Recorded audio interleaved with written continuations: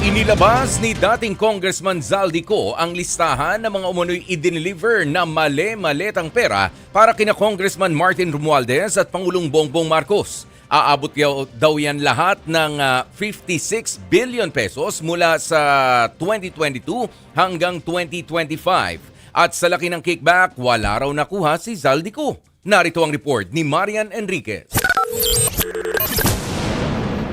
Sa bagong 9-minute video, binanata na naman ni dating Ako Bicol Party List Representative Zaldico sina Pangulong Bongbong Marcos at dating Speaker Martin Romualdez sa umano'y pinakamalaking korupsyon na inuugnay sa flood control projects.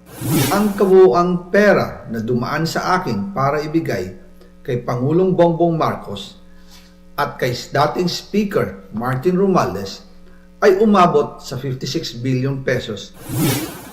Ayon kay Ko, ang perang ibinigay niya ay mula 2022 hanggang 2025.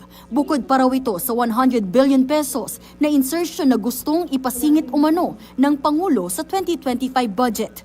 Naghugas kamay naman si Ko sa umano'y 21 billion pesos na napunta raw sa kanya. Hindi po totoo yun. Wala akong natanggap na ganyang halaga. Kwento ni Ko, nagsimula ang lahat nang maupo siya bilang House Appropriations Committee Chairman. Sinabi na agad sa akin ni Speaker Romualdez na kailangan ko makapag-deliver ng 2 billion pesos kada buwan.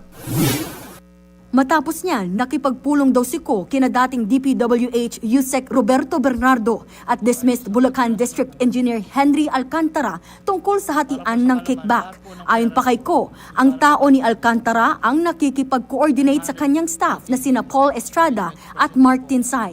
Ginagawa raw ang delivery ng pera sa Valle Verde o BGC parking.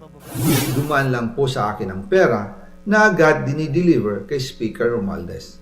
Ang sinabi mismo ni Speaker Martin sa akin na hati sila ni Pangulong Marcos sa perang yon. Naglabas pa si Ko ng litrato ng mga maleta ng pera na umano'y para kina PBBM at Romualdez. Sa panahon din daw ng budget deliberations noong November 2024, nakipag-usap daw sa kanya si Justice Undersecretary Jojo Cadiz. Sabi niya, masama raw ang loob ni Pangulong Marcos, wala raw siyang natatanggap na remittance.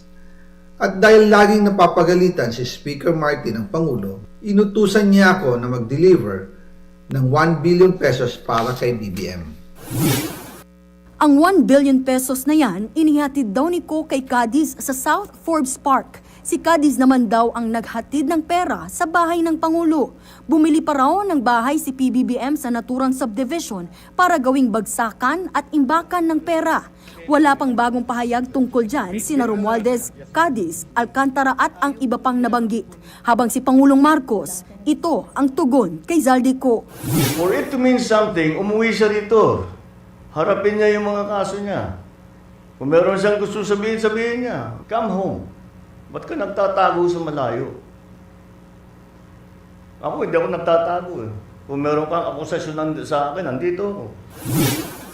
Nagbabalita mula sa Frontline, Marian Enriquez, News 5. Mga kapatid, ako po si Ruth Cabal. Dito tayo sa totoo, dito tayo sa True FM.